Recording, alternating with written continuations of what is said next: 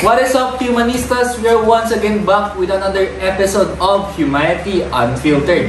Ito ang podcast sa mga humanistang hindi pagod. Slide out! Ako nga pala si John Riandana. Ako si Leo Mendoza. Evander Nacario. John Lloyd Pamion. Hazelan Garcia. Andre Isias. And we are grade 12 students from Monday! So for today's episode mga ka-partner, ang topic natin for today ay Gen Zs versus mga naunang generation, boomers, millennials. So, ano nga ba ang pinagkaiba natin? What sets us apart from other generations?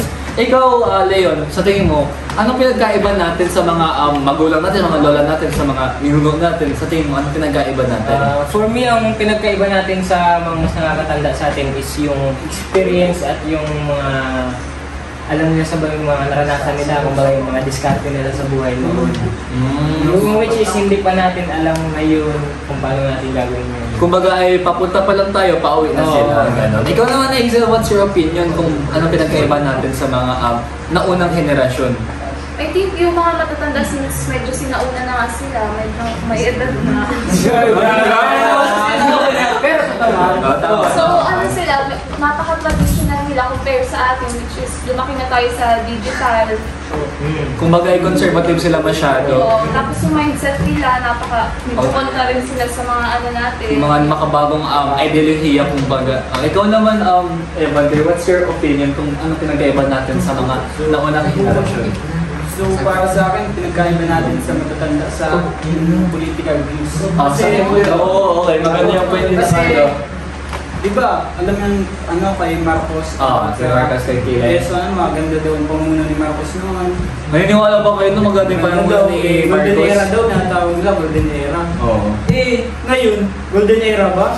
Golden era kasi mahal na mga bilihin. Oo. Kumbaga parang masyado silang conservative, kumbaga parang mas pinapaboran nila yung mga kilala nila kasi sa mga bago na mas makakabuti sa bansa natin, di ba? Kasi kung mapapansin natin sa presidential election, basta 2022 ata yan, di ba si Lenny at Marcos lang yung parang major na naglalaban-laban. Ngayon si Lenny, maganda yung credentials si Lenny, maganda yung platforma niya, parang grabe, super ganda ng background ni Lenny. While in contrast naman kay Marcos na, Marcos lang siya, wala siyang masyadong magandang platforma. Kumbaga ni degree nga, wala siyang college degree.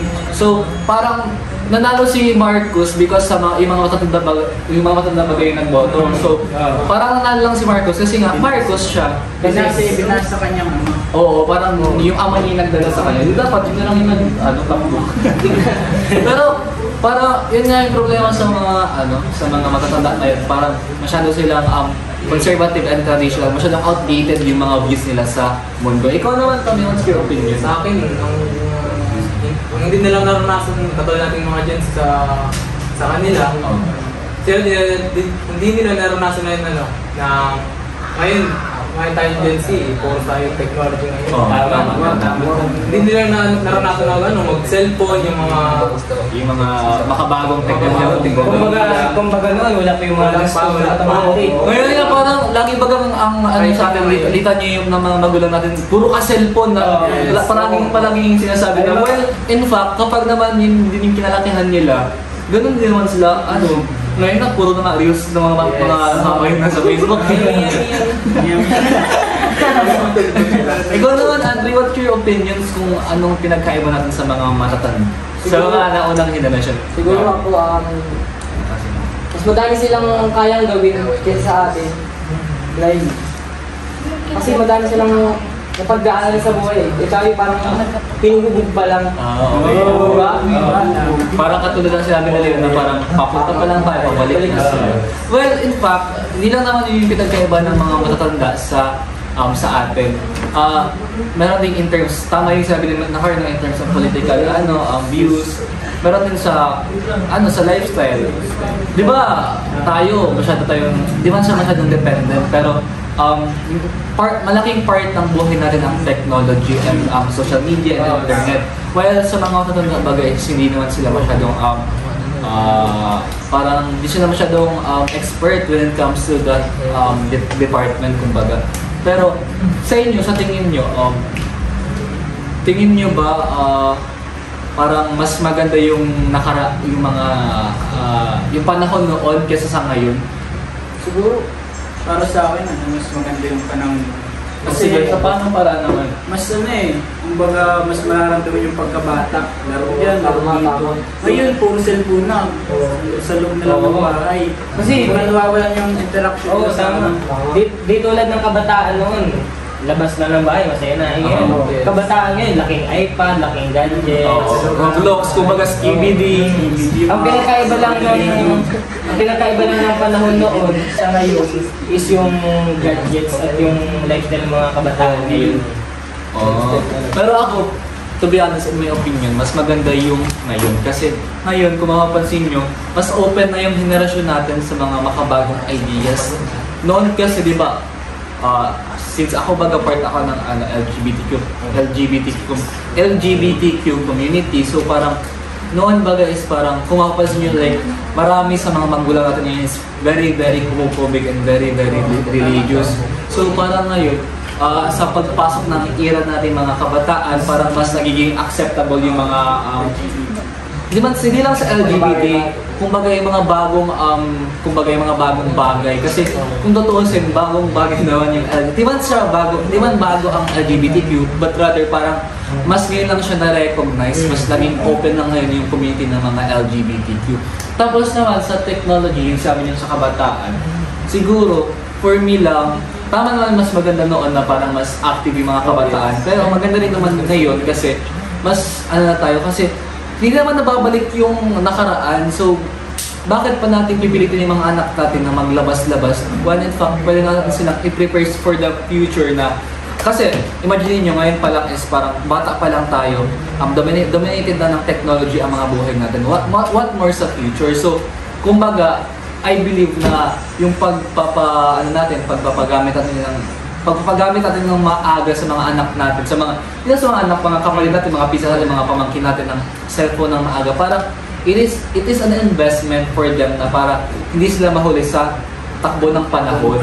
Kasi paano na yung era na. Oo, paano na pala kung ito si Leon, lumaki lang siya sa bundok, magbutakbo lang siya, naging patintero lang siya, naging inter-in lang siya.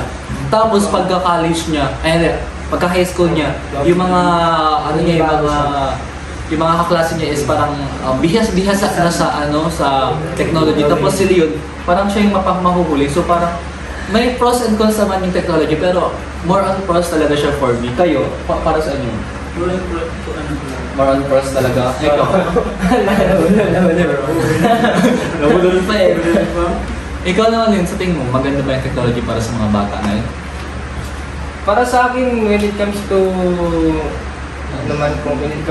parang knowledge, okay naman siya. Para kahit paano ay kahit di sila mahuli sa takbo ng panahon. Pero maganda rin naman yung may time management kasi pag tama eh. Sasabihin ko sa na parang okay na naman mag-cellphone pero bawasan. Kumbaga may nakatakdang oras para sa paggamit ng gadgets para sa mga bata. Ikaw Hazel, ano sa tingin mo? Anong opinion mo doon? I think okay siya, lalo na sa pag-aaral natin. Tingnan mo ngayon, nakagawa tayong podcast para i-share yung pag-aaral natin, mga opinion natin sa bagay-bagay. So, if walang technology, paano yung... Oo, tama. Kwentuhan lang. Okay naman yung kwentuhan lang, pero parang mas maganda kung may... parang mas maganda kung may maaabot yung pinag-uusapan natin. Parang we can change the mindset of other people. Hindi mo naka-change, pero maka-influence tayo ng mabuti. Pero kidding aside, lalay na tayo sa topic natin para masyado tayo nag-focus sa technology. So, other than technologies, kung napapansin nyo rin, parang yung sa mga kaisipan na matatanda, masyadong religious. Well, I'm not saying na hindi maganda maging religious, pero maganda yung balance lang yung pagiging religious mo sa pagiging tao mo. Kasi parang, kung mapapansin yung election baga, parang siguro, di ba sinasabi ko nanalo lang si Marcos because of the INC, pero yung mga INC yung bumoto kay Marcos, parang masyado silang na-influensyahan ng religion nila. Where majority baga ng mga nagboto last year is mga boomers, mga millennials. So parang siguro doon tayo nagkakaiba talaga na parang we value credentials over tradition. Parang hindi mo natin kinakalimutan yung mga kultura natin, pero bagkus ay we are open to development of those mindsets and traditions. So, kumbaga ay siguro balance lang naman, hindi man angat ang Gen Z, hindi rin naman angat ang millennials, pero parehas lang sila may pagkukulang, parehas sila mayroong mga good qualities. So, siguro that sums it up for today's episode. So, once again, I am John Ray Andana. Ako si Leon Mendoza. Evander M. Nacario. John Lloyd Pamion. Hazel Garcia. Andre Encinas. Muli, ito ang Humanity Unfiltered. Ito ang podcast ng mga humanistang hindi pagod. Slide lang! Bye.